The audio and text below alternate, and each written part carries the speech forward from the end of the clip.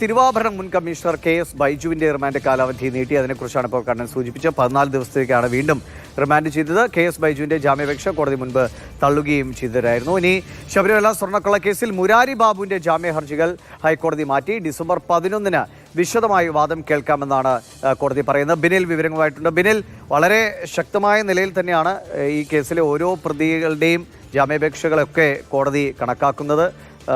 കൃത്യമായ ഒരു സമയം ഇക്കാര്യത്തിൽ എടുക്കുകയും ചെയ്യുന്നുണ്ടല്ലേ?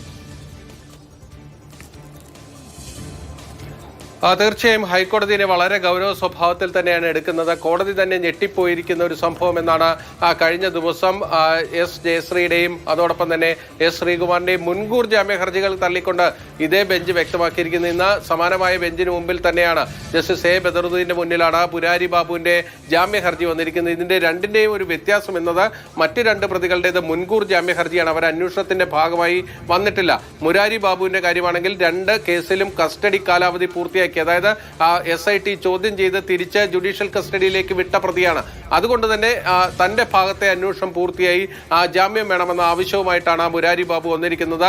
2 കേസുകളിലും ജാമ്യ ഹർജികൾ നൽകിയിരിക്കുന്നു. ആ ജാമ്യ ഹർജികൾ ഈ മാസം 11 വിശദമായി വാദം കേൾക്കാമെന്നാണ് ഇപ്പോൾ ഹൈക്കോടതി വ്യക്തമാക്കിയിരിക്കുന്നത്. ഇതിൽ ഏറ്റവും നമ്മൾ ശ്രദ്ധിക്കേണ്ട കാര്യം, ഈ മുരാരി ബാബുവുമായി ബന്ധപ്പെട്ട് ഹൈക്കോടതി ഈ കഴിഞ്ഞ ദിവസം പുറത്തിറക്കിയ ജാമ്യ തള്ളിക്കൊണ്ടുള്ള ഉത്തരവിൽ വ്യക്തമാക്കുന്ന ഒരു കാര്യമുണ്ട്.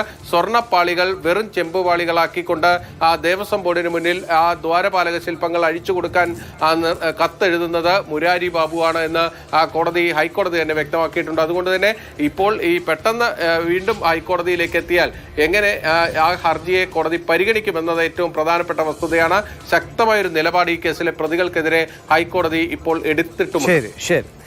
ശബരിമല സ്വർണ്ണക്കൊള്ള കേസിലെ അന്വേഷണം വളരെ ഊർജിതമായി നടക്കുന്നു. കോടതിയുടെ കൃത്യമായ നിരീക്ഷണം. ഈ കേസുകളിൽ ജാമ്യഹർജിയുമായി എത്തുന്നവർക്ക് പോലും അങ്ങനെ ഒരു ഇളവ് എന്ന നിലയിലേക്ക് കോടതിയുടെ ഭാഗത്തുനിന്ന് സമീപനമില്ല എന്നതുകൂടി പ്രത്യേകം ശ്രദ്ധിക്കേണ്ടതാണ്.